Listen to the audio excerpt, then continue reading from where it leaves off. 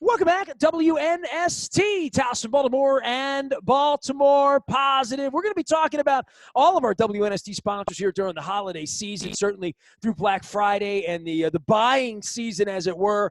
Lots of local businesses out there. We want them all supported, including our friends at Fadley's. If you're shipping crab cakes anywhere in the world, it's one click away now at the front of BaltimorePositive.com. They're delicious. It makes me in the mood for it right now. I got like an hour after this segment. I'm thinking, can I run over to Lexington Market? If I do, you will see those pictures up on our Facebook and our Twitter and our social media. I owe myself a Fadley's crab cake and some of those French fries and the little tomatoes and the coleslaw. Also, our friends at State Fair and El Guapo. I had Evan Brown on this week talking about the difficulties of opening an incredible Mexican Latin restaurant with great tequila and margaritas in the middle of a pandemic. They're still curbsiding. We know we have some conditions right now civically. We're trying to take care of our local business owners. Order some carry out. The tacos, the quesadillas will be delicious. And I know the chicken and waffles over at State Fair as well. Also, our friends at Moeller & Gary Realty. Jeff Moeller is going to be listing our condo some point here before the spring. We get our place cleaned up here downtown. So we're going to have Jeff on talking about the conditions. Jeff and I have been Zooming a little bit more than even his dad knows about. Don Moeller is here right now. Don, I want you to jump out in front of the Taharka promotion here because we're going to be talking about it next week. And Taharka Brothers and WNST and our Baltimore Positive community coming together to deliver this ice cream at a discount. Sort of the one thing we're doing here for the holidays. And I know at this time, you're a little bummed about this Thanksgiving thing. We all need a little comfort right now. And what provides comfort more than eggnog ice cream? Well, there's no doubt. And as I've told you, Nestor, it is the one thing that when folks say to me, they'll come up to me all the time and they'll say, that ice cream that Nestor talks about, that Taharka, is it really good? And if Linda's with me, the nice thing is, since she's the ice cream aficionado, she'll say, you know what? It really is spectacular. Make sure you get the honey graham in there. It's amazing. If you're ordering them, because they're 8-packs. You get 8. It's like walking into the parlor and you get to pick 8 different ice creams. So it feels really good when you order it. It's going to be $40, $15.70 off. And, we talk about local and buying local and the importance of local. You and I have had kind of a fun week here, mixing and matching. We had our Senators on last week. You can find all that at BaltimorePositive.com. But at heart, you're local, and there's nothing more local to you than this segment, right? Well, because it's where it matters, Nestor. It's where, it's interesting as we get ready to introduce our next guest, the President of the United States, in his recent book and in his interviews promoting his book, Barack Obama talks about, local government and where the rubber really meets the road and where you can move beyond partisanship. And we're going to talk about all of that with somebody I've known for a long time, good buddy, Delegate Cathi Forbes from District 42A in Baltimore County. Cathi, welcome to Baltimore Positive. Good morning. Thank you so much for having me today. I love your show. I'm a frequent listener. Well, half of it's really good. I'll let you decide which half that is. 42A. Tell me about 42A. Well, I like to call it 42 Awesome. There you go. It is the core of Towson and all the really engaged neighborhoods that surround it. We count among my constituents Towson University, Goucher College, St. Joe's Medical Center, Shepherd Pratt, GBMC, and all of these really committed neighborhoods who care about where they live, where they celebrate Halloween in big ways, where they have community picnics. It just is it's a great place to live. I chose to raise my family here because of the walkability.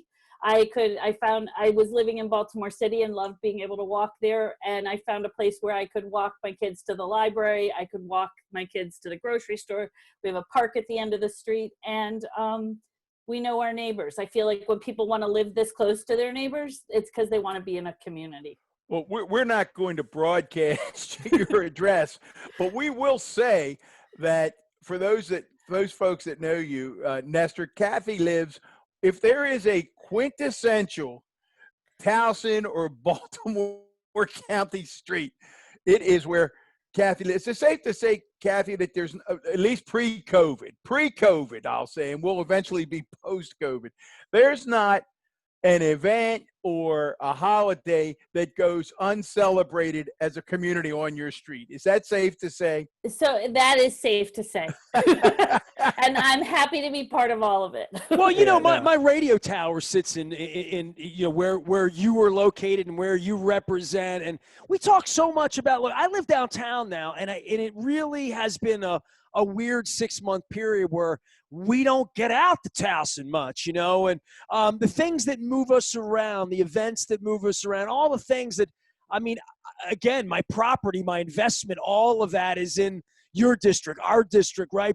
But I think people moving about a little bit, we all have become a little bit more homebound. The kids downstairs, around the corner, doing stuff, and I think we've all tried to maybe get to know our neighbors a little bit more. Maybe order food from somebody down the street. Maybe try a place we haven't been to for a while, because I think there is a little bit of like a barn raising going on here, community by community, because I think we realized we built Baltimore Positive 2 years ago. The reason we did it is if we're not taking care of our own, nobody's coming. DC's not coming to save us. Neither's Annapolis in your case, right? One of the best events that happened during this pandemic for my community was something they called a walk among the music. And Ellen Troyer, who is a violinist at the BSO, is a neighbor of mine. And she put it up on Facebook and said, who wants to come out and play some music? And she put people in designated sites all around our neighborhood, and you walked through and spent 3 or 4 minutes listening to different people playing on porches and front lawns. It was amazing. It was amazing. Boy, what a great example of what Nestor was talking about. I love that term. Nestor, you know, every now and then I pick on you, but every now and then you do come up with a good one. The barn raising analogy for where we are in a pandemic. You ought to try to, you know, trademark that one. That's a pretty Well, good that's one. how we built NST back in 1998 when I found this little radio station down the side of the road. We called it a barn raising. Like literally we ask everybody in the community to come help us lift something up. And I think everyone individually, when this is over with, is going to need some sort of help, right? Whether it's emotional, spiritual, getting out, even PTAs might get along when this is all over to get back in a room and where, you know, but finding sort of commonality when all this is over with is going to be about, I'm from Towson. I'm from this neighborhood. This is where my kid goes to school. This is where we hopefully go back and play Little League or soccer or church or whatever those things that bring people together. You know, I think it's all going to be a local issue. Well, Nestor, that's a great jumping off point for where I want to ask Cathi to jump in, because all of the things you just described are the ways that I met Cathi Forbes years ago. And Cathi, folks who've known you for a long time, you know, you're a mom, you're a wife. You were, you know, you didn't wake up 20 years ago and say, I'm going to be a delegate. I'm going to Annapolis. I'm going to the State House. You got involved in your community. The way I know you certainly as an education advocate, along with other community issues, but not everyone chooses to do that. So walk us through that journey as to how young mom Cathi Forbes decides, rather than just do all the things that moms do to make ends meet, said, I'm also going to get involved and become an advocate. How does that happen? I think when an issue lands at your door, I mean, I was always involved in whatever opportunities there were, whether it was like the preschool Thanksgiving Day collection for hungry families, or the PTA, taking my job at the PTA. But when my son was a kindergarten at Rogers Forge Elementary School, it was the most overcrowded school in the state of Maryland, and all the adjacent schools were also overcrowded, and there wasn't a plan to do anything about it. And so I collected information and I shared it with people, because part of organizing your community is making sure you're all dealing with the same facts.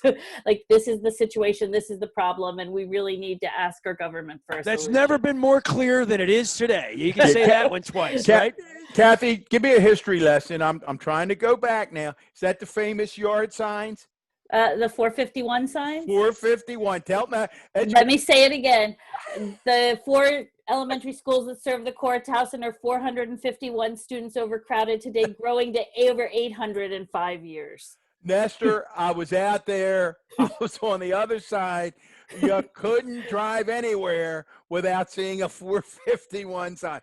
Jim Smith and I, wherever we would go during the day, there was a 451 sign, and Cathi Forbes But this is was the squeaky wheel gets the oil in government, right? I mean, you saw the issue, right, Don? And then the issue gets debated, and then maybe the issue gets shot down or it gets handled, right? Like this is how we do democracy. We do better local government, right? Well, it's funny. Senator Barbara Hoffman taught me years ago that democracy is messy. It's messy. You got to get in there and you Full have to contact stand up. sport, right? There we go. It is, and what I try to teach people is participatory. Your voice is important, and if you don't speak up and if you don't tell your elected officials what's important to you and why it's important to you, you're going to get the government you deserve. Cathi. I've used you and your compatriots out there, and you know who I'm talking about. I use you as examples a lot of time when activists in different places across the county. It happened not long ago on an issue that I'm thinking very specifically about, and they were getting some pushback. And part of the issue was they were getting pushback, I thought, because of the tone and the attitude that was being presented. And what I say to folks, and I use you as an example and others, is there were certainly times when you beat me up and you beat Kevin up and you beat Jim up, right on down the list. But it always seemed to me, and I want you to talk about this a little bit, because I think it really is an important civics lesson, and Nestor likes the civics lessons parts of this, is that despite beating us up from time to time, you always maintained a seat at the table and access, because you knew how to beat people up, but at the same time, keep lines of communication open. Is that an accurate description, Cathi? Well, I've never been a bomb thrower. Like my point in advocating for like schools or kids was to get something accomplished. And so if I just berate you, I mean, I have a list of that I published for advocates, and one of them is like, don't tell people like I pay your salary, you know, like that's just not productive. So I'm always looking for productive conversations, and I'm always hoping that even if my issue doesn't go forward now, or even if I don't win this battle, that we keep talking, because I think the way you behave when you lose is just as important as how you behave when you win. Yeah. Like you just have to keep going, because if it's important to you and you really want to achieve this goal, and you might not get it, it might not be exactly what you want in the end, but if you want to achieve it, you have to keep those lines of communication open. Nestor, the other what I'll call trademark Cathi Forbes way to operate is, I call them the come with notebooks. Cathi Forbes never comes to a meeting without reams of data to support her position. And Cathi, that's the other thing that I was always so impressed by in terms of dealing with you and others in your circle out there. I can remember specifically, I would say periodically to folks at the school system, and again, it was a good relationship with the school system, but I say to them, because I knew you were going there after you came to us on the mezzanine, you were heading over to Greenwood. And I can remember saying, guys, I'm just telling you up front, her data looks pretty solid, so you better crunch the numbers. Where does that love for data and that specificity come from? Well, information is power. Like if you have the facts on your side, and you may not, the first person you present them to may not be able to help you, but the more people you educate on it, the more people you have singing in your choir. And that's kind of what we did. We kept explaining to people what our community deserved and why it was necessary, because, and we'll go back to like the air conditioning issue. People would say all the time, well, our schools weren't air conditioned when my kids went to school, then there's no need, Ridgely needs air conditioning. So you'd have to explain to them that the building had been renovated without air conditioning, for air conditioning, with windows that didn't open, and insulated ceilings. So it's that constant educating. And Barack Obama talked about it in Dreams from My Father, about the person-to-person education of people whenever you're leading a movement, to make sure you're all dealing with the same facts. And then someone will bring some other bit of information into it. Like we have a lot of architects and engineers in our community who would come to me with ideas, and then that becomes part of your argument. It's just, go ahead. No, good. No, because I'm just thinking of so many meetings that we had, and how you took that approach, and then you have this opportunity to decide whether or not to transition from mom, community activist, education advocate, and whether you take and put all of that to work in Annapolis. You get appointed to fill a seat vacated by Delegate Lafferty. Talk about the transition for us. Was it what you expected when you got to the hallowed ground down there in Annapolis? Well, it is an awesome honor. And what I would say is I do it as a community. There's still a lot of community advocate in me. It takes a lot of listening, and a lot of something that really struck me in my first session was that everyone who wanted to talk to me had something really important to share with me. And I remembered times when I had meetings with elected officials, and I have this desperate situation of my kid in this really overcrowded school, and no one, and the time that they gave me and how important that was to me from sitting on that side of the desk. And so I take that with me to Annapolis. It's amazing. You were doing overcrowding before we had social distancing, right? So, from taking the gig and being a part of this, now COVID and all of the issues that it has brought forth for Don and I sit here and talk about budgets and taxes and revenue and things that will be open and things that will be closed and essential services and all of these things. For the next couple of months, certainly from where we are here heading into Thanksgiving, and Don has lamented, though he'll have great ice cream on Thanksgiving, and all of his family can have great ice cream. They can't all have it together next week. And there's a lot of angst, obviously, in our community at this point. Speak to the changes you've seen over the last 6 months, and everyone trying to hold on to this thing and get us through this winter and get us safely to whenever this vaccine is for all facets of our life right now. So for my seat as a delegate, there isn't an area where there isn't something on fire. The unemployment issues, the hunger issues, connecting people with services. In any conversation, you have a family, or you have someone who's a family member's passed away, and they didn't get to celebrate the life of that person in a funeral and be with people they love. I mean, it really has taken away so many opportunities for people. And it's getting old. Like when the governor spoke the other day and talked really frankly about what we need to do in coming months, and said those ominous words that like the worst is, we haven't seen the worst yet, which was really hard because in the spring, the days were getting longer, and we're like, oh, we're all in it together. And it's just hard to look forward to months that we won't be together. Kathy, it's and I know, boy, Nestor has opined on this over and over and over again.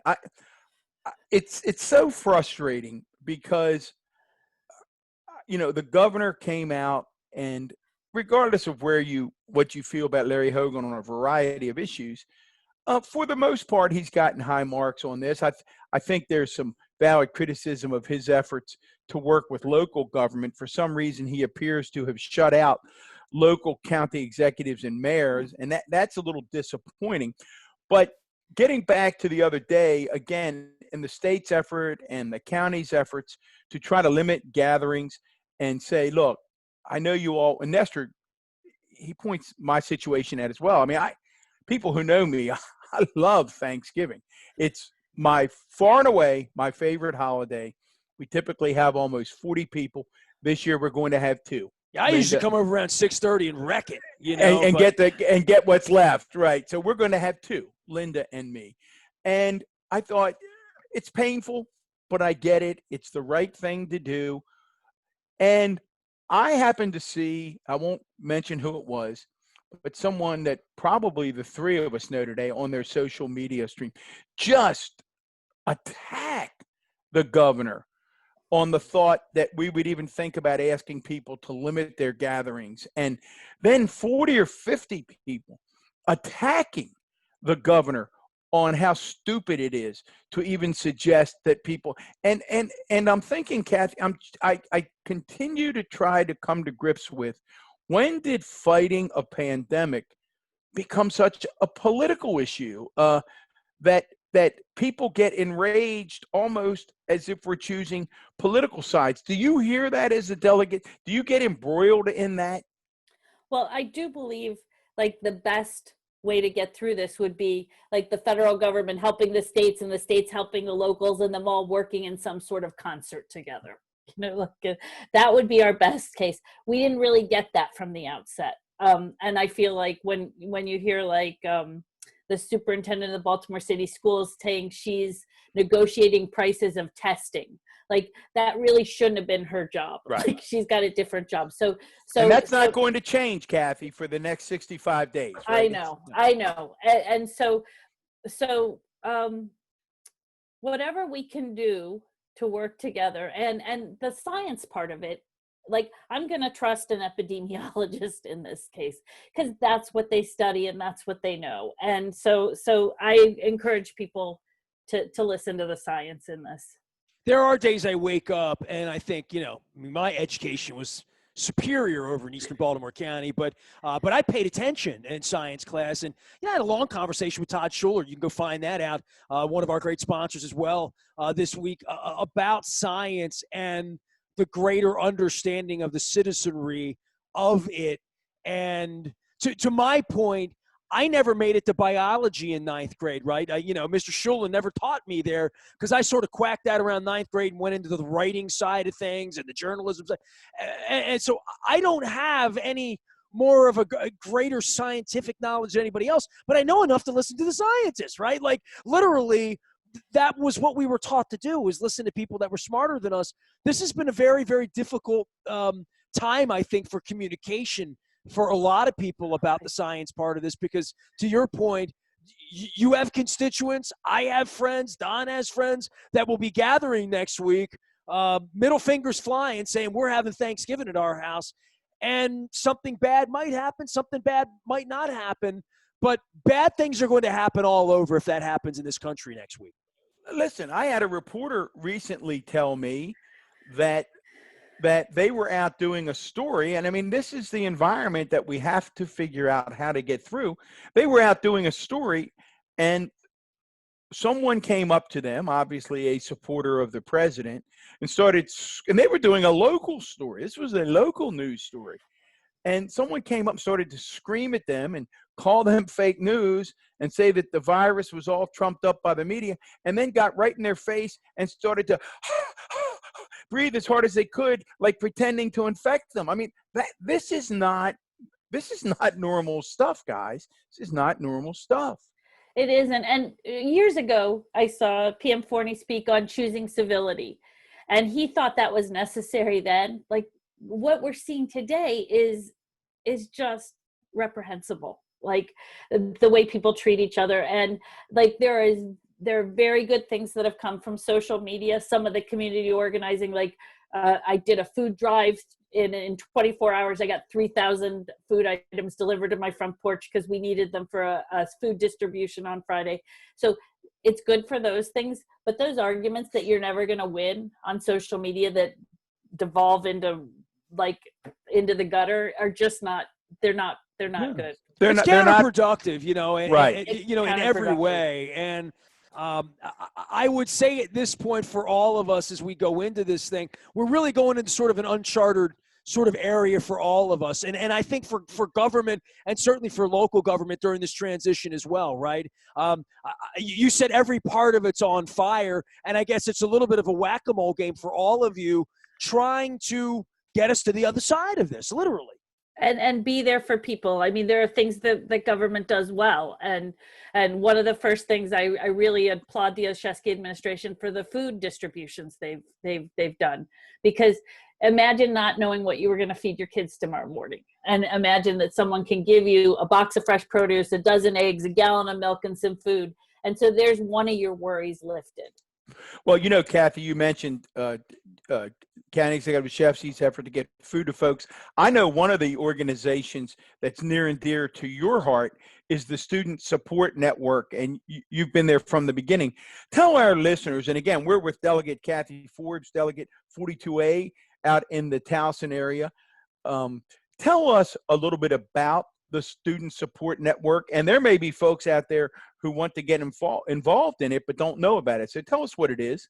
Okay, so Student Support Network is a hyper-local charity started by Lori Taylor Mitchell, and she recognized food insecurity and people that were borderline poverty and trying to just getting by in Baltimore County and in the Baltimore County public schools. She started with her first comfort closet at Loch Raven High School, and it was a closet where kids who could walk into the closet and shop for free for anything they needed, whether it was deodorant, toothpaste, laundry detergent. If you're not aware, if you're on public assistance, food stamps, SNAP benefits, you can't use any of those monies for toiletries. So you don't have enough money to buy food, and you're given some money to buy food, but you certainly don't have enough money to buy Tide, like laundry detergent, deodorant, tampons, those things. And so her comfort closets have spread to like 11 schools in Baltimore County, and they're manned by both school faculty, like staff at the school, and community volunteers that make sure those closets are always full. When the schools closed in March and those closets closed, Lori knew their need was going to be great, and she started a weekly food distribution at Parkville High School and Owings Mills High School. And our lines were so long, we opened a third, and I run that site at Loch Raven Technical Academy every Friday from 11 to 1. Whoever pulls up, we welcome them. We make sure they get food, and they get essential items, and we do whatever we can for them. How do people, so where does the funding for this, because a lot of time we try to tell these stories. I mean, that's really what Baltimore Positive, as Nestor said, it really came out of the belief that there were people doing great things to make a difference, and they weren't sitting around waiting for someone else to do it.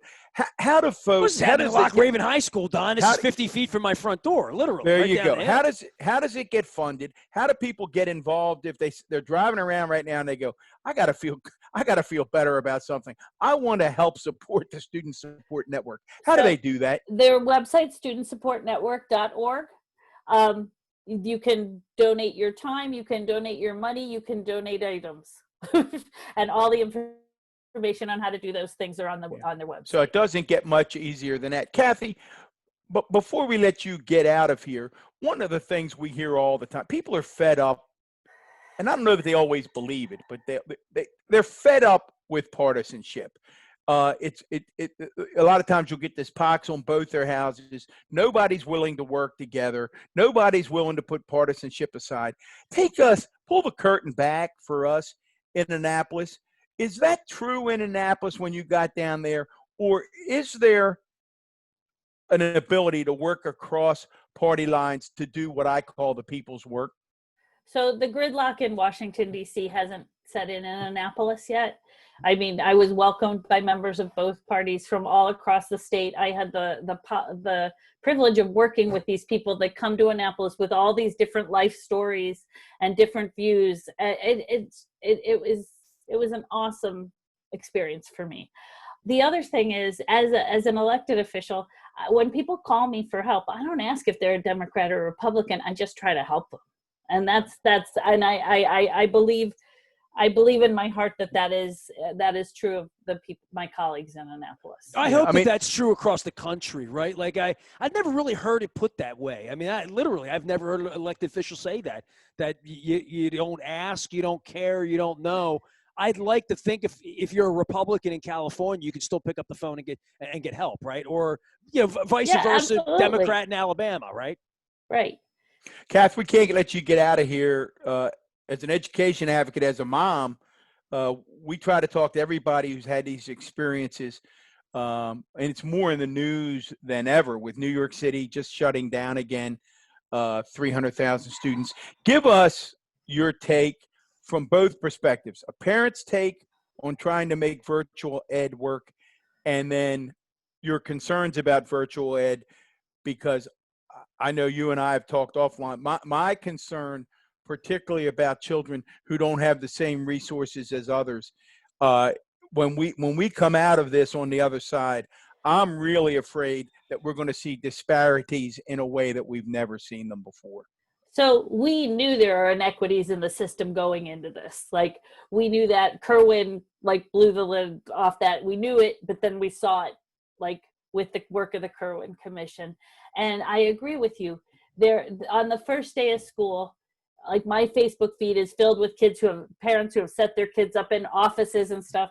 And my friend left the Target in Cockeysville and saw a little boy with his school laptop trying to get on Wi-Fi, leaning against Padonia International Elementary School.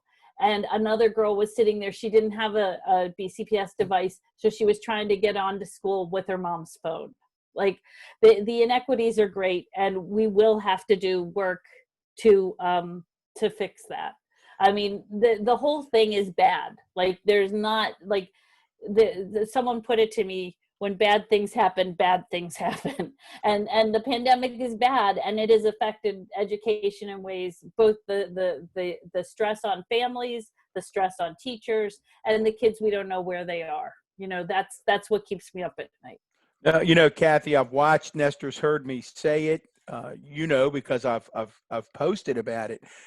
I've watched particularly one of my grandsons come over almost daily since the school year began to work with Linda, work with his grandmom, who was a teacher, and watch the progress that he's made and his willingness to do it, and thinking to myself, this is an advantage, and we've got to recognize You're professionals, for crying out loud. This isn't happening. And even as I pointed out, Kathy, for the professionals, for those with education backgrounds, getting comfortable with the education in the digital age and accessing, as you said, all of the stuff available at Baltimore County requires some level of work. It's not just something that anybody can just say, you know, I'm going to go ahead. And it would be like saying to me, if I went out today and worked, or Nestor said he needs an electrician. By the way, Nestor, we'll talk offline. I've got a great electrician for you.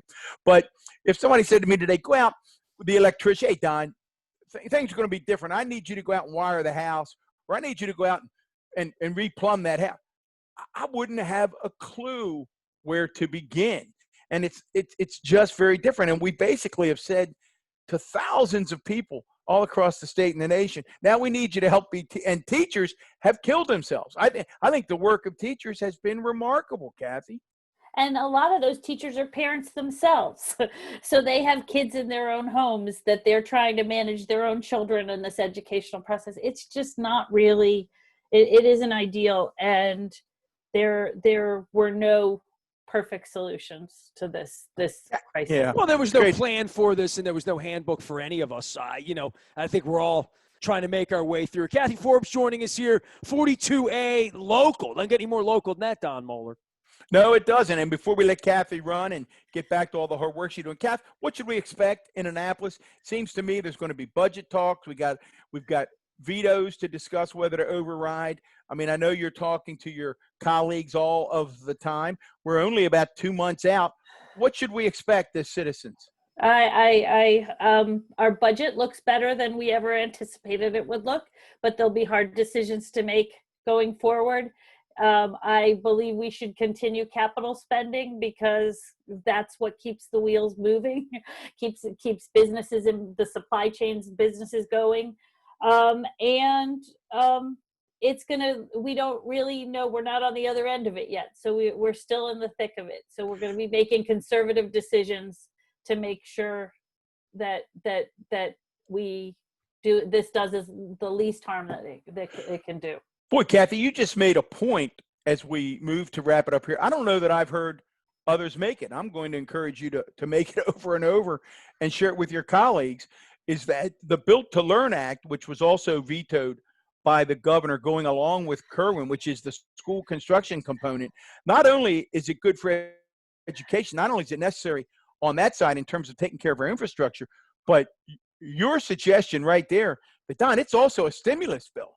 This puts people to work. I think that's a powerful point, Kathy. I haven't heard enough people make that. Is that being talked about in Annapolis in that way? Well, I learned that from my chairwoman, the esteemed Maggie McIntosh, because one of our best friends. This is the third economic downturn that she's been in Annapolis. And she said the first time we cut equally in capital and operating, and we double dipped into a recession. And so she goes, we learned the second time we need to keep capital going. Well, thanks to our buddy Maggie McIntosh for pushing that ball, because that's going to be critical. Kath, it's been great to have you as Nestor gets ready to take us out here. Keep up the good work, not only in Annapolis, but with the things like Student Support Network, folks. Go on. I pulled this up here because I was, listen, this is one of the things, Kathy, when Don's here, he's like a teacher, so I have to pay attention, take notes. I know you were PTA as well, so I was paying attention here. This is just incredible work you guys are doing. I want to make sure we spotlight the Student Support Network. You can go to studentsupportnetwork.org. This is totally local, right? I looked at it, I thought this might be a national thing. This is here. This came out of Lori Taylor Mitchell's brain, and it has grown and grown. And it is so supported by our community because it is hyper local. Every dime she makes into $1, and your money is going right here to our neighborhoods. Look at that, Wise Markets. Rob Santoni's one of my good dear friends. He was out doing this last week. I didn't realize it was for you. How about that? Yeah. There you go. All right, make the wise choice there, everybody. Fullerton Plaza, get over there, honk the horn at Rob Santoni. Find him before he runs out of toilet paper. That's a little inside joke there for him. He's a very good friend of the network. He gave us early on gift cards. Well, text him right now and tell him that we're promoting him on Baltimore Positive. I'll give him a shout out too. I got a roast that I picked up at his place we're going to be making this weekend here, so it's all good. Kathy, really appreciate all your work you do on behalf of our neighborhood and our friends and our people here, and it was great to have you on, and we appreciate that you're a supporter of Baltimore Positive as well, and we appreciate that you like at least half of it. Thank you so much. Happy Thanksgiving to both of you. You too, and Kath. Keep it positive. We'll be on the other side at one point. Thanks, Kathy.